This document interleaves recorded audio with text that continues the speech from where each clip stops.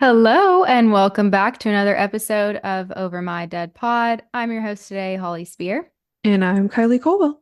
Okay, so before I start this off, I'm just going to start by saying that we are so thankful for all of our listeners that we have, all the new people that we've gained, all the OGs who have been listening to every episode. You're so awesome, so amazing, and we appreciate you so much. We want to keep providing these episodes to you, and we want to keep doing it for free. So, to help us do that, we would really, really appreciate if you could go and rate our podcast, go leave a review, tell us what you liked, let us know if there's anything you disliked, and like us, follow us on social media, all the things. And if you have somebody in your life that likes true crime, send them our way, send them our podcast, and we would really appreciate it. So let's hop right in. Kate is on sabbatical today. She actually has a work trip, so it's just me and Kylie today, guys. But I have a surprise for you because I'm going to be doing a two-parter. I don't know. Have we done this before? Kate did for the Jonestown massacre. Oh, okay. Okay. So this will be our second two-parter. I didn't plan on doing a two-parter, but I started researching this case and, well, you'll understand when we get a little bit into it. So let's just hop right in. The story I'm about to share with you today is going to seem straightforward. At first glance, you're going to think this is an open and shut case. But once you dig a little deeper and scratch the surface, it quickly becomes anything but simple, which is why this is going to be a two-part series. Once I started researching this case, I quickly found what many others before me found, and that is the investigation and the conviction are riddled with contradictions and unanswered questions, which seem to suggest that this case may not really be solved, that there might actually be a killer, maybe a serial killer that walked free. This is Suzanne Degman, Josephine Ross, and Frances Brown's story.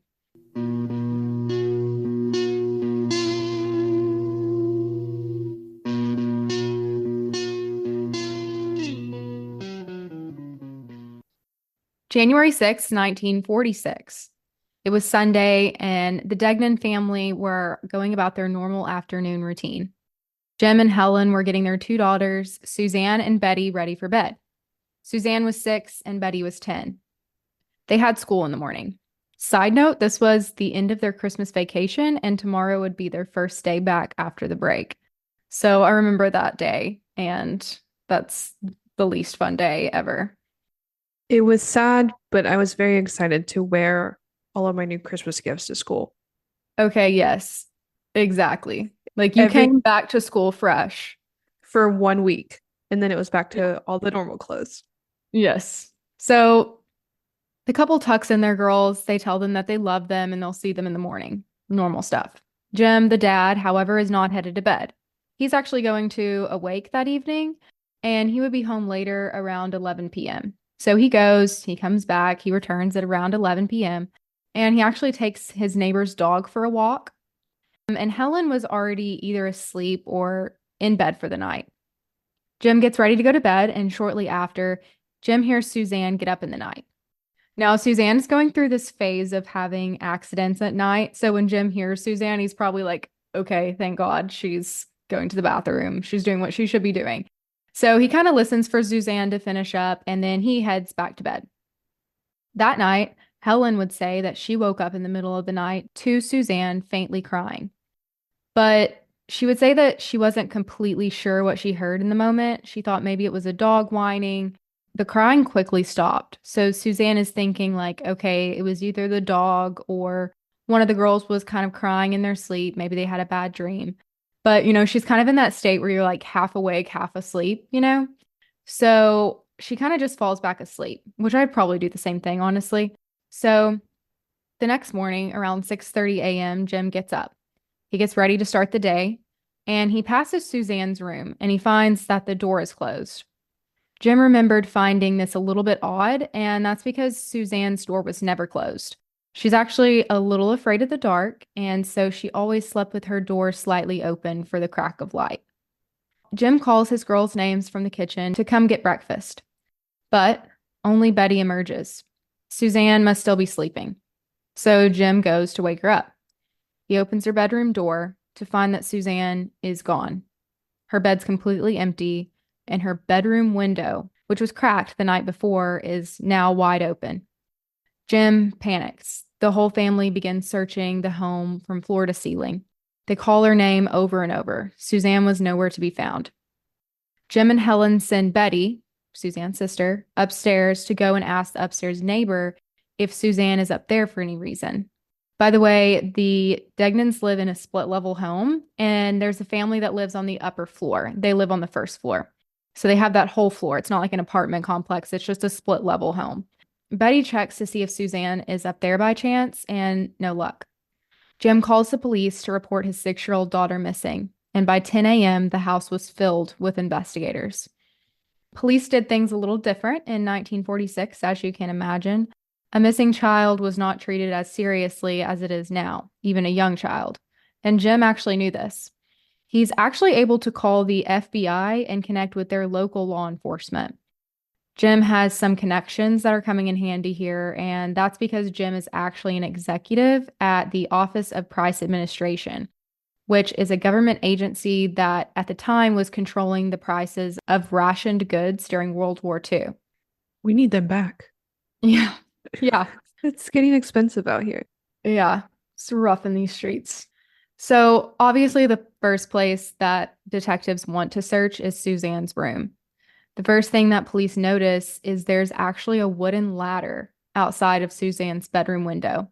Now, in the research, it's not clear if the ladder is laying in the yard in close proximity to the bedroom window or if it's actually propped up against the side of the house right outside of Suzanne's window.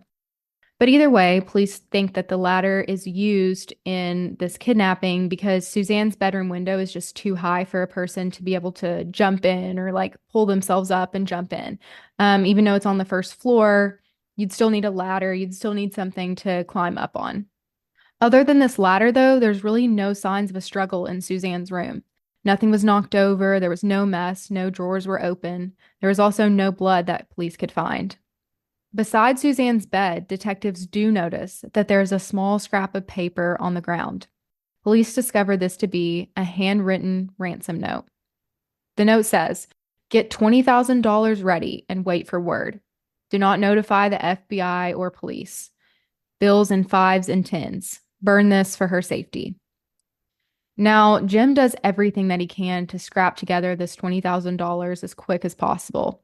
The Degnan family, they're not super rich. They're middle class, just normal people. Helen's a stay-at-home mom, and like I said, Jim works for the government.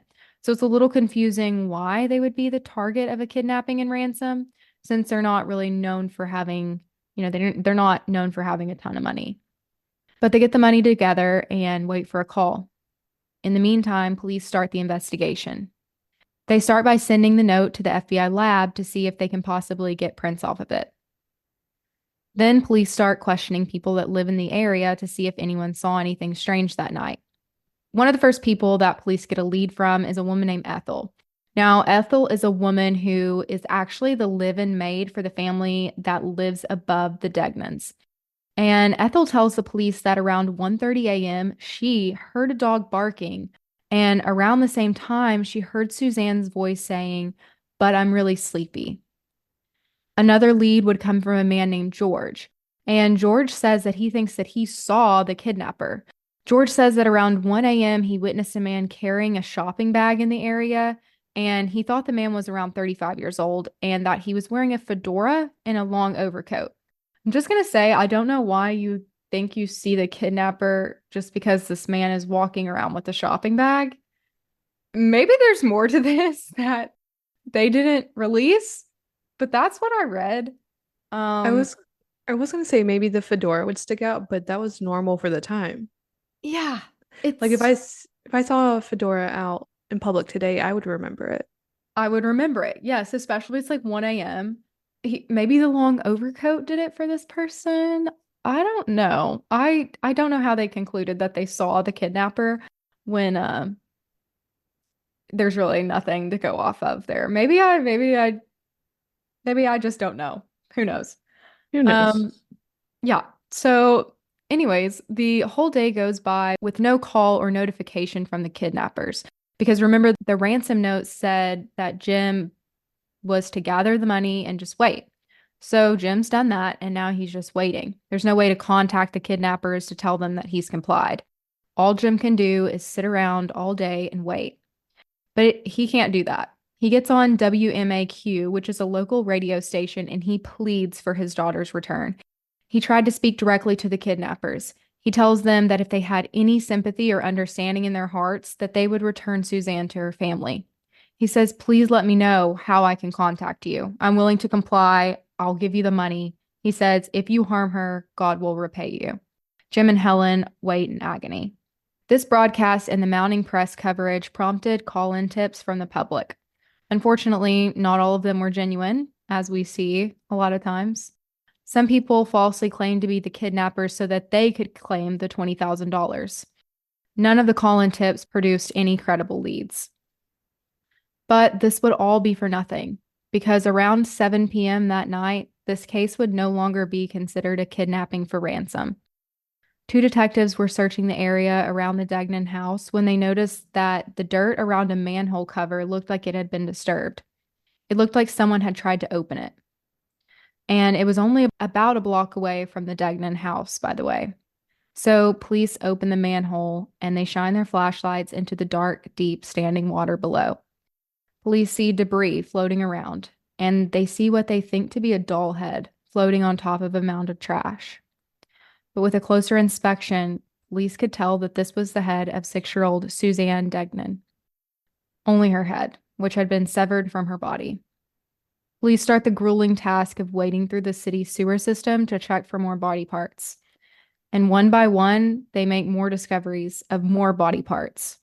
Around 10 p.m., they found Suzanne's legs and lower torso. Around midnight, they found Suzanne's upper torso in a sugar bag that had been thrown into a gutter. Suzanne had been completely dismembered. This is a terrible thought and terrible news for the family. They're devastated, beyond devastated. Missing, though, were Suzanne's arms. As you can imagine, the case of a 6-year-old girl kidnapped out of a nice Chicago neighborhood in the dead of night, out of her bedroom window without a trace and without a sound, found gruesomely dismembered and thrown around the town sewers. This made front-page headline news. More than just tips, this spurred the community to be angry, and rightfully so. But members of the community offered their own rewards for the conviction and the execution of Suzanne's killer. Many people reported seeing a bald-head, heavy-set man parked and also driving slowly in a gray car throughout the neighborhood around 2 a.m. Meanwhile, the medical examiner determined that Suzanne's cause of death was actually strangulation, and that it happened shortly after she was abducted. The dismemberment occurred after Suzanne was already deceased, and it was done with a large, sharp knife. Dismemberment is not something that could have been done in public, obviously, and we know that it wasn't done in her bedroom because the police found no blood. So police start looking for a close-by place that the killer could have done this horrific killing and dismemberment. And they start looking for homes around there that have cellars.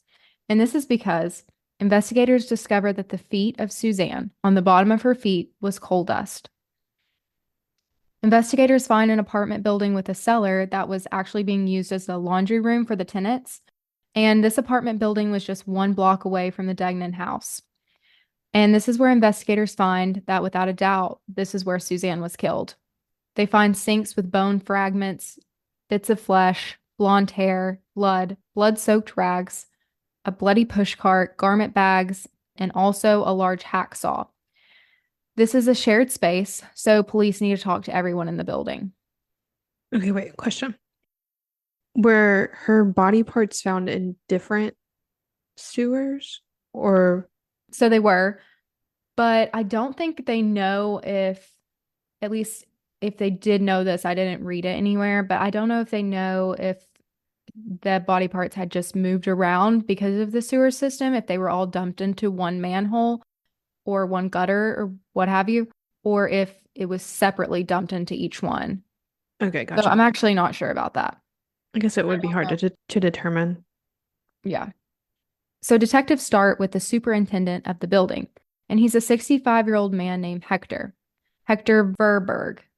Hector is a Belgian immigrant, and he's very well liked in the community and his neighborhood. Hector admits that yes, he did know who Suzanne was, but that's only because he'd seen her around the neighborhood. He'd actually never even spoken to her. He just knew who she was. He said that he pretty much knew all the neighborhood children. Actually, he would often fix their toys for them. There's lots of kids in the neighborhood whose families were unable to buy them a lot, so when their toys would break, they knew that they could take their toys to him. Or he would find random broken toys, fix them, and give them out to kids who couldn't afford them. Hector tells police that he didn't know anything about the crime scene that was found downstairs. The only thing he was able to tell them that it was only tenants and workers that could come through the doors of the laundry room. But they didn't keep this room on lockdown. They usually left the window open. Anybody could just climb right in. And apparently there was a coal chute that was accessible if somebody could fit down it. Police are suspicious of Hector, and really only because he has access to this laundry room and he knows neighborhood kids. They ask to search his apartment and he complies. In his apartment, they find a saw and a hatchet. Police take these into evidence, but they came back with no blood or anything on them that would suggest they've been used for anything other than normal stuff. It would probably be pretty normal for Hector to have tools like this. He's a superintendent of the building. He fixes stuff. It seems like he's kind of the building handyman. Side note, if you remember, the medical examiner reported that Susanna had been dismembered with a large knife, not a saw or a hatchet. The examiner actually said that it was very clean cut, with no signs of hacking. The examiners also believed that this could have been done by someone who was familiar with anatomy and demonstrated expertise in being a butcher or a hunter of some kind. Or a doctor. Or a doctor. The coroner's office said that the killer was likely an expert in cutting meat because the body parts were actually separated at the joint. Police take Hector to the station and they conduct an interview with him. Hector is very cooperative, and he actually has an alibi for that night. But despite this, police keep him up all night and start demanding answers out of him. Hector begins to get a little fed up with it, as probably anybody would. But he wants to help, but he has nothing left to tell police. It became clear to Hector that the police were trying to make him the suspect. They were trying to coerce something out of him. But despite having little to no evidence against Hector, the Chicago police actually arrest him. And they ask people in the neighborhood about Hector, and people are completely shocked to hear that they are blaming Hector. They say that he's a family man, a father, he has 7 grandkids, he just loves kids. He's, quote, as harmless as a fly. Not that those people can't be killers too, as we know. Hector's wife told police that Hector went to bed every night at 10 p.m. and that he was in bed that night just like every other. But police spend the next 48 hours trying to violently coerce a confession out of Hector. But it doesn't work. All day they harassed and abused Hector, and he stuck to his word that he would never hurt anyone. So after 2 days, the police release him without filing any charges, which they never filed any to begin with, by the way. They just arrested him on their own accord. And when we talk a lot of shit about investigators and they're sometimes quick to judgment, but things have changed. Yeah. For the most part. I hope for the most part. We know this is the 40s, so they did things a little differently then, but still just crazy. And it will get crazier. So police also then go to reporters and tell them that in the furnace of Hector's apartment, not the building, his apartment, there were small bones, which might have been from the arms of little Suzanne. This is before they did any testing on those and anything in the basement? Yes. So you can see how the narrative against Hector is probably panning out for him. Not well. Not well. No. And after just the very smallest amount of investigation, police are able to discover that the bones were just animal bones. But once you say something like that, there's no taking it back. The public already has their mind made up at that point. Yeah, I know we get frustrated a lot. They're like, the police aren't telling us anything, but this is why. Yeah. They heard small child bones in this guy's furnace and they ran with it. The press started reporting about details of the case and blaming Hector. They talked about his immigrant status, of course, and that English wasn't his first language. Of course, people in the town started to turn against Hector. Also, when I say that the police abused Hector, I mean abused. They beat him. And when he was released, Hector has to check himself into the hospital. He goes straight to the hospital. Hector told the nurses that he was hung up by his arms with them behind his back and he was blindfolded. He said his arms were so sore that he couldn't move them. He will end up rightfully so suing the Chicago police. His arms are permanently injured, leaving him forever disabled. And even after all of this, Hector would still not confess. I'm sorry, but I would confess. Like, if you did this to me, slight bit of torture, I can see where I would confess. After the first bruise, I'm like, okay, let's go to trial. Yeah, yeah, We'll sort it out there. yeah. We'll see what happens. It's I don't know how he didn't give in. So detectives declared Hector no longer a suspect. Very convenient. And by the way, the detectives actually said if he still denied any involvement after suffering such abuse, he must be innocent. That's what they said. That's all it takes. Yeah. Okay. So that's their method. That's what they said. So they genuinely wanted to frame someone for this, and they didn't care if it was true. Hector only gets $20,000 from his lawsuit against police, which I would say is grossly inadequate for what they put him through, but I digress. Moving forward, the press is putting mounting pressure on the investigators to solve this crime. And the detectives honestly look really kind of stupid for trying to baselessly frame this grandpa for the murder. Did they talk to anybody else in the building? It didn't say that they did. This is a I, shit show. I think that they liked that he had access to it and that I think that they just ran with that he liked kids to be around kids in an innocent way and it just fit their narrative. I don't know this, but it didn't seem like they asked anyone else in the building. I know that they went around and asked people in the community what they thought of Hector, and they had nothing but good things to say about him. But as far as questioning anyone else in the apartment building, I didn't see anything about it. And just by their tactics, I assume probably not. They're doing a great job so far. Yeah. Love it. Yeah. Off to a grand start. Like beating this grandpa senseless. Beautiful. Thank you for this wonderful start to the case. And that's why it's a two-parter. So thank you, Chicago police. The public outcry for justice just grew. People were terrified that this crime was going to go unsolved. But the pressure to solve the case left investigators just grasping at straws, honestly. Police spend the rest of this time making rash and baseless arrests and performing inadequate interrogations. Every time the police get a lead or make a new arrest, the media just runs with it, making more baseless claims. Police do receive, though, more than 3,000 tips, and detectives conduct over 300 interviews and did over 170 polygraphs. While police are doing all of this, the FBI comes back with 2 fingerprints that they were able to pull off of the ransom note. Unfortunately, none of the people that police are suspecting at this time match the fingerprints. Then, in February 1946, Suzanne's arms were found. 2 utility workers were working in a sewer 3 blocks from the house when they found arms in the sewer.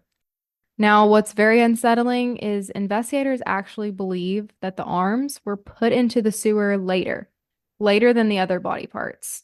And this was because they were more well preserved than they should have been when they found them. So they find them, but this unfortunately doesn't do much to create any leads. And this made the investigators no closer to solving the case. June 1946, which was 5 months after Suzanne's murder, a 17-year-old man named William Hirons was caught trying to break into a house. He pulls a gun on police, and police are able to apprehend him. The house that he's trying to break into was just blocks away from the apartment complex where Suzanne was killed. Police take William's fingerprints once he's arrested. And then police say that he is a match for the fingerprints lifted off the ransom note. Ooh. We'll see. So, who is William Hirons? William has about 10 counts of burglary under his belt, and he has been sent to actually 2 reform schools before he went to college in Chicago. It's at this time that William is a student of the University of Chicago. Police go and they search William's dorm and they find like just a little hoard of things that he's stolen. He's a stash of jewelry and a bunch of like weird books that are kind of suggestive, but nothing like too crazy. But what police note finding is a set of surgical tools. So, William is obviously arrested for the kidnapping and murder of Suzanne. If they're going to arrest a grandpa for being in the same apartment complex and being nice to little kids, you know they arrested William as fast as they could. But they arrested William not just for Suzanne's murder, but he's arrested for two other murders. There had actually been two other terrible, gruesome murders that year, 1945, and one of these was the murder of 43-year-old Josephine Ross. Now, Josephine lives on the east side of Chicago. She was divorced, but she was a stay-at-home mom to two daughters named Mary Jane and Jacqueline. But recently, her daughters had grew up and they had jobs, but they still lived with their mom. They were just, kind of out of the nest-ish. This gave Josephine more time to spend doing things that she wanted and deserved to do. She started dating, and on that day, Josephine talked to her daughters on the phone before they went to work. And after that, she decides she's just going to go back to bed. She changes into her robe and she lays back down. So the day goes by, and then one of Josephine's daughters comes home for lunch around 1:30 p.m. She comes in and the door is unlocked. She found that her mother's apartment had been completely trashed. Furniture destroyed, drawers pulled out, clothes and belongings were just thrown everywhere. She would find her mother laying on her bed with a skirt wrapped around her head and silk pantyhose wrapped around her neck. And the room was completely soaked, covered in blood. This was another case where the Chicago police had little to no leads. The daughter calls the police and they start their investigation. Police get a report that they saw a dark-haired man leaving the building through the fire escape between 12 and 1 that day. The witness said that he was young, maybe in his 20s or 30s. The man was wearing a white sweater with blood on the front. So pretty credible tip, I think. Then police get another report from a neighbor that matches this description of the man. Police discover that, shockingly though, only a few dollars from the purse was stolen. Nothing else. Robbery was ruled out at the beginning, and police theorized that the murder was personal, which makes sense. Josephine had been hit repeatedly with a heavy object, and there was severe bruises covering her head and neck.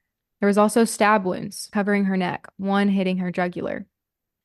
The killer had also tried to tape up the wounds with duct tape. The coroner goes to examine the body, and I think he examines it before it was moved, and he was able to tell that it was likely that the body had been washed before the killer left. This tracked because investigators would then find the bathtub was filled with bloody water and clothes. This crime was shocking. It was brutal and it was aggressive. We know that killings and stabbings are usually personal, and police believed this at first as well. They think that Josephine knew her killer. They also thought that because the killer tried to cover up the stab wounds with duct tape and that he covered her face, that this was a killing of rage and that the killer immediately regretted what they did. Now remember, this is all right before the police arrested William. So police start looking at those closest to Josephine. The first person they look at is a guy that she was seeing named Oscar. Police interview Oscar and they learn that he had a pretty good alibi. He was actually with another woman that night. I don't think they're exclusively dating, so not too big of tea there, but I think that she was seeing him kind of off and on. So we'll let it slide this time, Oscar. Yeah. Okay. This other woman was able to corroborate his alibi, and she said yes, Oscar was actually with her that night. Josephine's daughters would also say that while they were not a huge fan of Oscar, they didn't think he would hurt her. Police move on to another man in Josephine's life, and this is a man named Chester Rice. This was a guy that Josephine had been seeing on and off, and they actually lived together at one point when they were kind of on. And looking more into Chester, police discovered that he was actually kind of a criminal. He had been in prison for a few robberies. The issue was, though, that Josephine had never been like fully committed to Chester, even though he wanted to be in a committed relationship with her. And recently, before the murders, the two had been fighting about being committed to each other, and Josephine had actually told Chester that she planned on marrying Oscar instead. So a bit of a triangle here. That could be some personal rage. Personal rage. Police learned that Chester actually has an alibi. His friend said that he was with him the morning of the killing, and he was also in the car with him later that day at the exact time of the killing. Then, randomly, police learned that the same day, the FBI had arrested in Chicago a man named Lawrence Gates. Lawrence was a fugitive who'd fled Chicago to avoid his burglary charge. Police believe that Lawrence matched the description of the report, but this lead didn't pan out, and police quickly ruled him out. Police have no leads, and unfortunately, the public kind of loses interest. Then, in December, 33-year-old Frances Brown was killed in Chicago. Frances was a stenographer, but when World War II started, she signs up for a federal program that trained women in skills like mapping and radar so that they could assist soldiers if need be. This position required her to travel, and when it was over, she settled in Chicago, where she resumed her life as a stenographer. She was said to be much loved and deeply respected. She didn't go out much. She didn't like to party. She really liked to knit, which is probably where she was spending her Saturday nights. December 10th, Frances would come home for the night around 9:30 p.m. to her little apartment that she shared with her roommate, Viola Butler. Before she reached her room, the doorman actually stops her and tells her that a man had stopped by looking for her, but he didn't give a name. Frances settles in for the night. She talks on the phone with her mom for a bit and she takes a shower. But that night, someone would break into her apartment and brutally kill Frances. The next morning, she was discovered by her cleaning lady. The cleaning lady remembers that the front door was slightly ajar and that there was really loud music blasting down the hallways coming from Frances's apartment. Upon entering the apartment, the cleaning lady found that it was completely ransacked. There's blood all over the floor. There's a trail of blood that looked like someone had drugged someone through the house. She entered and went towards the bathroom, which is where she found the body of Frances Brown. Her body is draped over the bathtub. Her head was wrapped in her own clothes, wrapped just like Josephine Ross. Her pajamas had been removed and tied around her neck, and her pajama bottoms were found around her ankles.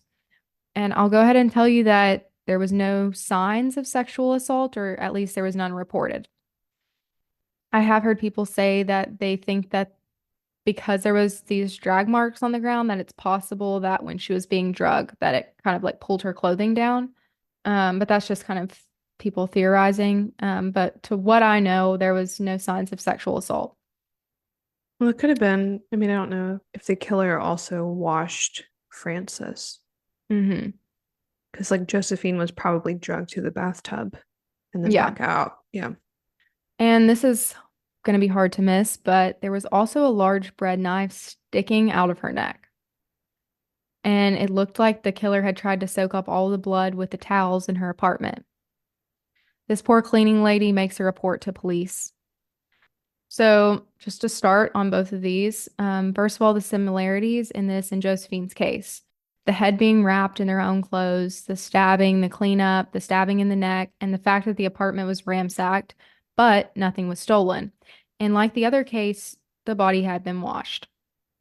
The coroner reports that the actual cause of death was that she was actually shot at close range, which is different than Josephine.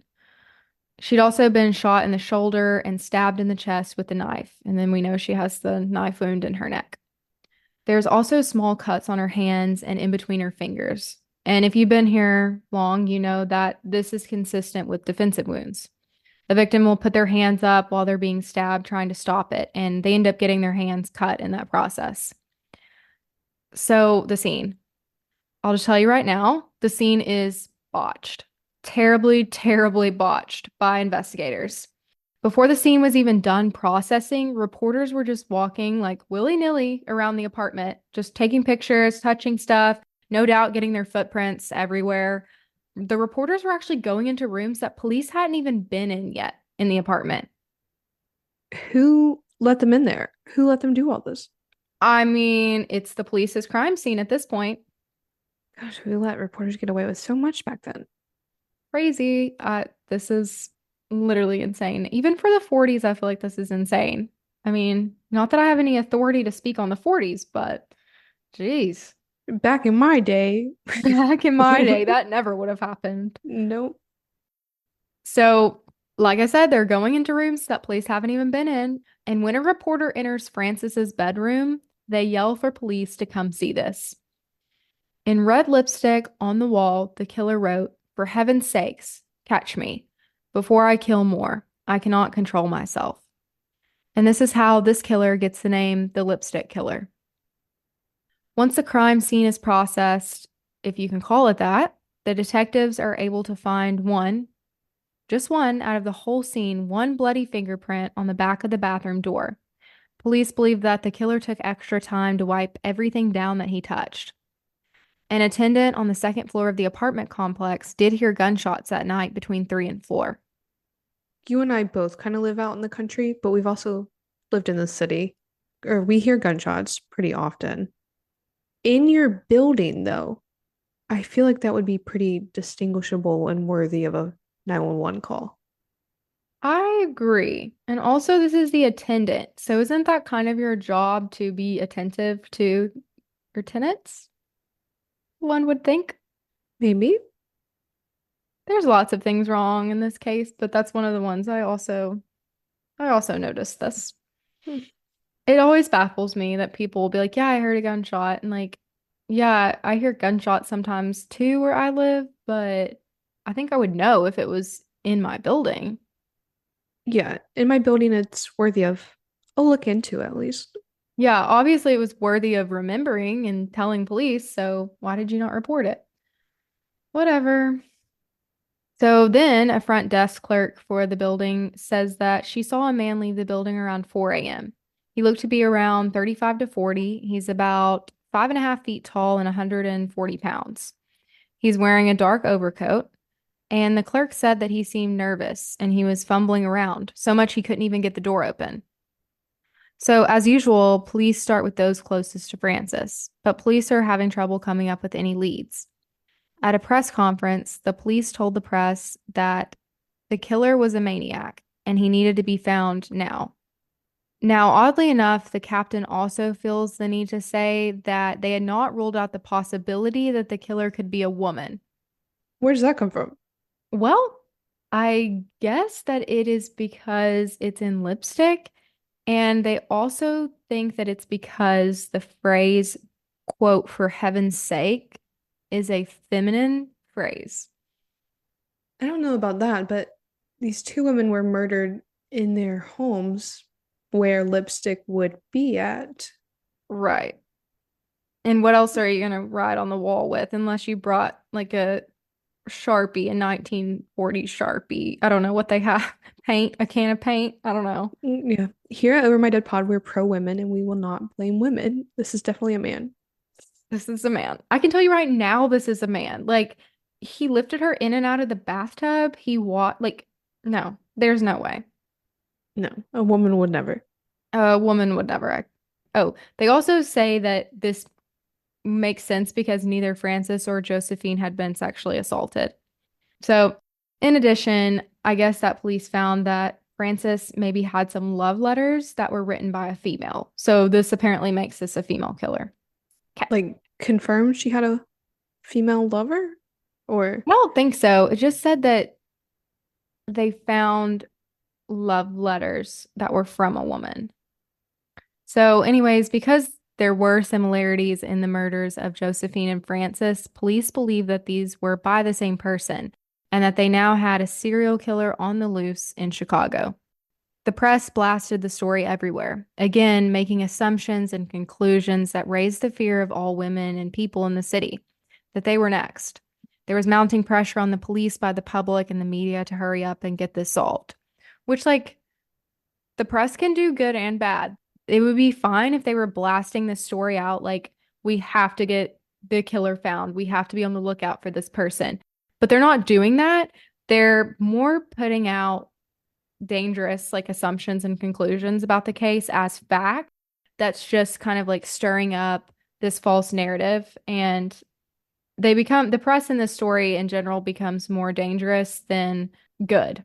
I guess that was kind of par for the times. There's no way to really fact check them in real time. Yeah. Yeah, it is. Yeah. That is one thing that might be good about today's society is you can fact check people pretty easily. Kind of. Whether they listen or not, who knows? I was told there's not going to be fact checkers here. So now fast forwarding to when they arrest William. They say that they have William's fingerprints on a print that was found in the case. They do a handwriting test to see if he's the one that maybe wrote the note in Suzanne's room and also the lipstick. And get this, they tell him to write the phrase that's on the wall, the whole for heaven's sakes, catch me thing. And William actually misspells the same words that are misspelled in lipstick. Hmm. The word safety was misspelled on the wall, and William also misspells it. So obviously, this is reported everywhere that William Hirons is the killer. The media coverage for this case is crazy, crazy big. Police have William in custody and he is questioned nonstop. But police are unable to get any sort of confession out of him. After several days of no luck, police inject him with sodium pentothal, or AKA truth serum. William then admits that he has an alter ego named George, and George did the killing. As you can imagine, the media runs with this. It's a sensational story.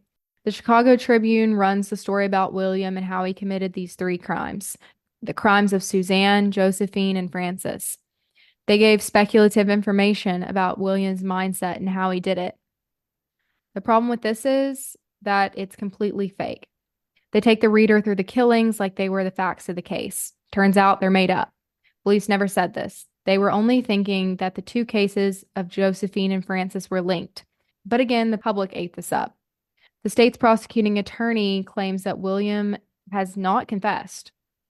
So the same day that the story of William killing Suzanne comes out, a witness comes forward and reported that he saw a man standing outside of Suzanne's home and that William is the person that they saw. So to make this kind of make sense, this person never came forward until it was put in the newspaper that William killed all three of these people. And then this person comes forward and makes this report. August 7th, 1946, William apparently confesses to all three murders. The police actually take him back to the crime scene where Suzanne was murdered and they ask him to explain the steps of all of his killings, to which William claims he doesn't remember. William will end up taking a plea deal. It's the usual ones we hear: confess to the murders, avoid the death penalty. And William is handed 3 consecutive life sentences. And that should be the end of our story today, but it's not. The next part of the story begins with William recanting his story. He claims he's innocent. Why would anyone believe that William was not the killer when there was fingerprints that matched his at the scene and his handwriting matched the letter in Suzanne's room and the lipstick on the walls? Well, William's supporters start going back through the evidence, starting with the handwriting. Police told the public that William's handwriting was a match. But apparently, before William was even arrested, there were doubts about if the handwriting in the ransom note and the handwriting of the lipstick were even by the same person to begin with. Some people believed that the same person did not write both. And the person who said that there might not be a match for these two handwritings was a man named Herbert. But then Herbert would be hired by the state's prosecuting attorney to testify that the handwriting was the same and that it was that of William Hiron. Also, before Herbert, there was also another handwriting expert that was hired who told the prosecutor that this was not the same writer and William was not a match. Well, what happened to him? Police fired him and they found someone else. Is it likely that Herbert changed his mind? Yes, it's probable. Is it likely that he was persuaded by money to change his mind? Also, yes. Another damning thing about the notes was, if you remember, when police asked William to write the phrase written in lipstick, he spelled the same words wrong. Well, William comes out and claims that the police asked him to write the phrase as it was written, so spell the words wrong. They said, That'll "We do. want to test your handwriting. Write this exact phrase as it is written." That'll do it. Yeah. So then they turn around and they're like, haha, you spelled the same words wrong. Guilty. And you want to know just a little bit more tea on this is that there's a rumor that a journalist planted the lipstick note, like did it himself to get a bigger story. Remember, the police hadn't gone in that room yet. And then a reporter is just like, hey, come look at this. And then there's lipstick on the wall. Just a rumor, but thought I'd throw that out there for you. I have no idea who this reporter is, but I would not put it past them. Me either, especially for this time and these people. No disrespect to the 40s, but these people are wilding out here. So, another thing, William confessed. Well, let me remind you, these are the same police that beat and tortured a grandpa. So, why would they not do the same to 17-year-old William? Now, William claims that he was not allowed to see or talk to his parents. Police wouldn't let him sleep. They wouldn't allow him a lawyer. Keep in mind, this was before Miranda versus Arizona, but still, people had the same rights. Miranda versus Arizona made it to where you just have to be informed of these rights. More than that, let me tell you a little bit about what police did to William. William was in custody being questioned for 6 days. And during those 6 days, police tortured this child. They tied him to a bed. They poured alcohol on his privates. And then, Kylie, they gave him a spinal tap. Is this some like Guantanamo Bay shit? Yeah, they did this also without anesthesia. Oh, They claimed it was to rule out brain damage. Now, a spinal tap consists of inserting a needle inside of the spine and collecting the fluid inside. no reason for that. Yeah, just like why? By the way, William would unfortunately attempt suicide more than once during this whole ordeal. William would be transferred to the infirmary in the jail, where he spent weeks recovering from the head injury that he got during his interrogation. But investigators just keep questioning him. During this time, William was also submitted to a polygraph test, which, by the way, he passes. But that's not what was reported to the press. The press was told that William's test results came back inconclusive. That is the time when police administered the, quote, truth serum against the wishes of William and his parents. They paid a psychiatrist a fee of $1,000 to administer this truth serum, and it was during this that police gained their confession. Going a little bit more into this truth serum, if you've never heard of it, it's probably because it's fake. Truth serum, or otherwise known as sodium pentanol, is not going to make someone unable to tell a lie. All it will do is cause extreme drowsiness, making the person more susceptible. Conveniently, this is when police got this confession about his alternate personality, George, killing the victims. Where did he come up with George? Well, George is actually his middle name and his father's name, just by the way. This is neither here nor there, though, because later one of the doctors who gave William the truth serum would get on the stand and testify that, in fact, William never confessed to the murder, even while he was under the truth serum. Also, there's no looking up the transcript of when he was under the truth serum because police have kept it under wraps and have never released it. For the best, PR wise. Yeah. Now, let's talk about the best piece of evidence in this case against William, the matching fingerprints. Or maybe not so matching fingerprints.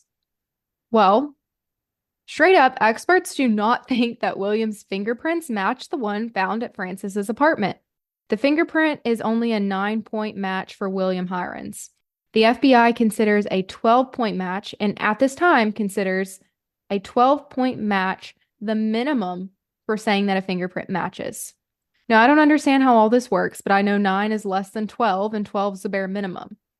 Also, a print that's just within 9 points of matching would be a 65% match to the rest of the population. So that's not much at all. No. Oh, do you want me to explain the point thing? Yeah. So, like, I think it can be anywhere on the hand, but it's just like, in that case, 9 different places or on the print that match.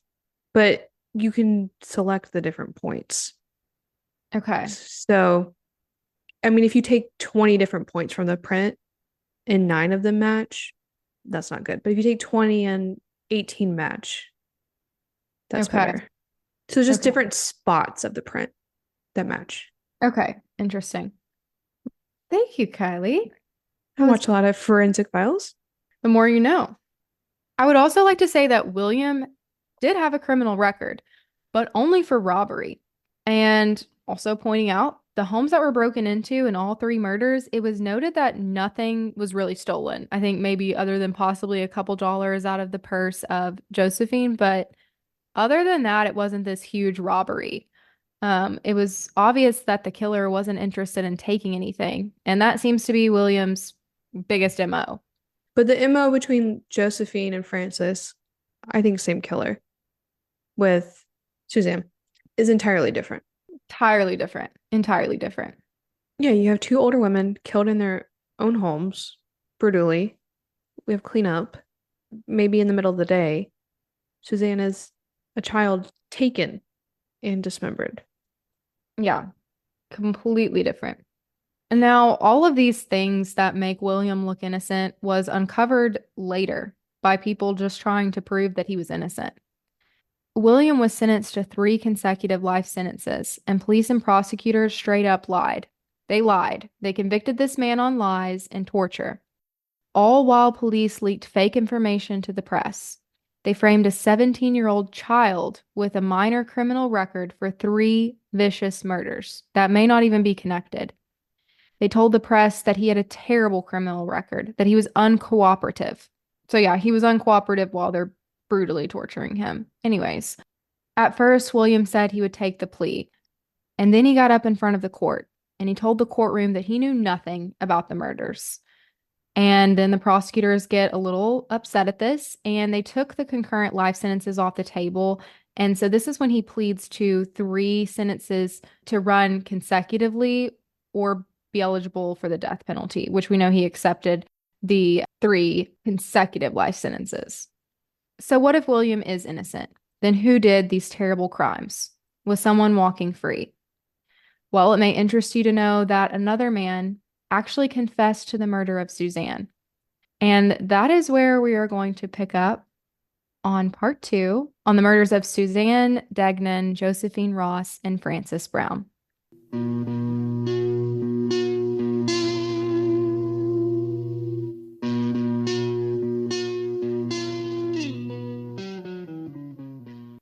What a cliffhanger.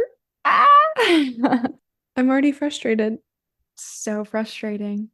The general gist of this story, but I don't have any opinions yet, so I'm excited. Also, it's coming out on Halloween. Oh, that'll be perfect. Okay, this is like a Halloween special. Yeah, Kylie, I started writing this and I knew, I mean, I've listened to other podcasts about it and I've read things about it, and I think I kind of forgot how in depth it is. So I started writing and I was like, I'm 20 pages deep on my script and I'm not even halfway done with talking about the theories and everything. So I was like, this has to be a two-parter. It just has to be. For our own sanity, thank you. Yeah. It's a lot to take in too.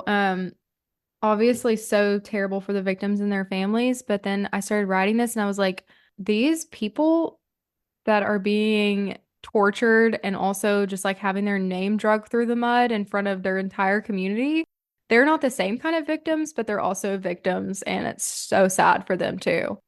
I'm blaming the press on this because the press are the ones hounding the police. So the police are like, oh, okay, just whoever pops up.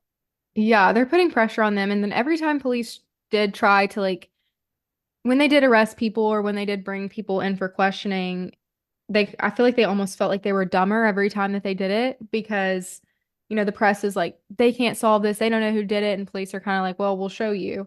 And then they take it too far. It's a lot of different factors, I think.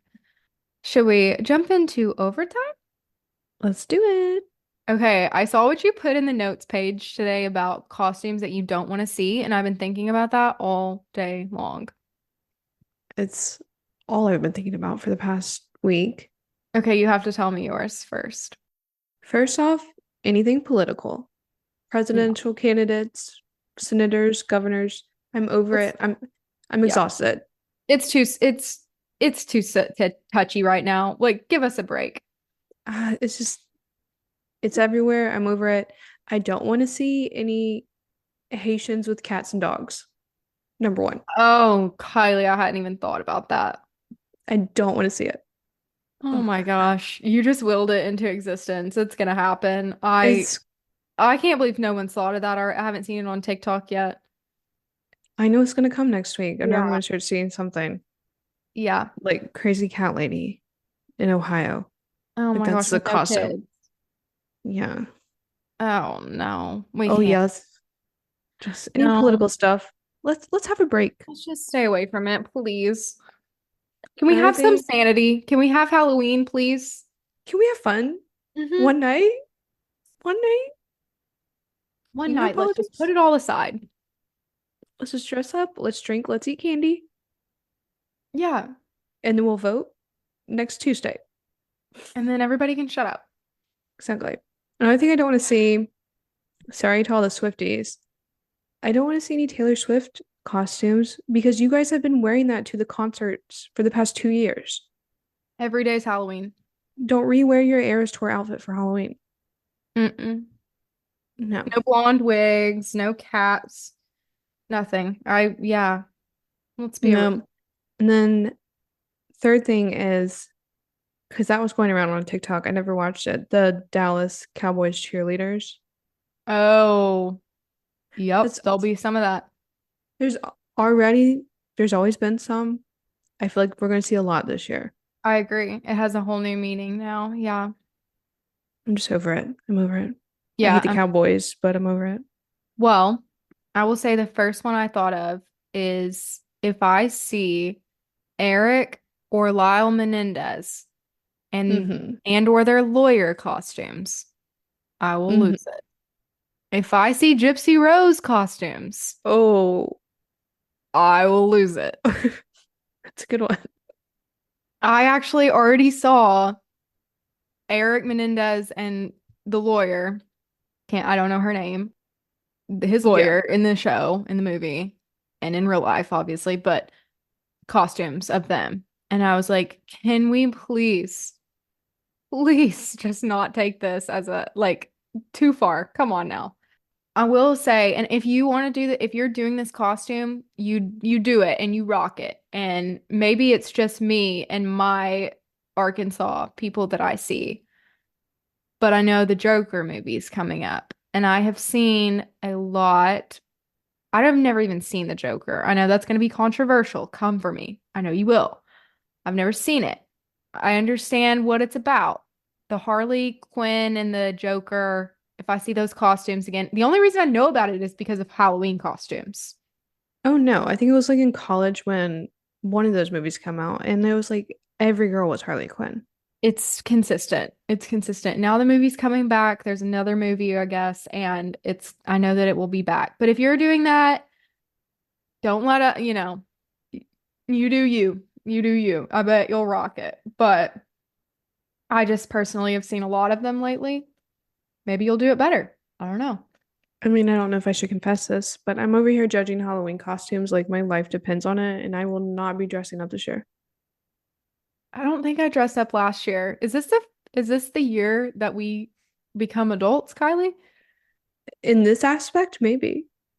I could keep trick-or-treating for a long time because I'm very short, and I think that I could probably throw a costume on and get away with trick-or-treating. Yeah, I think you could. I think I missed a lot of opportunities not doing that. Okay, can we do a little science experiment and you go trick-or-treating this year? Oh my gosh, that would be crazy. I don't know if I could do it. Just I'd have chicken loot. out. I would. All right, well, I'm going to go plan my Halloween costume.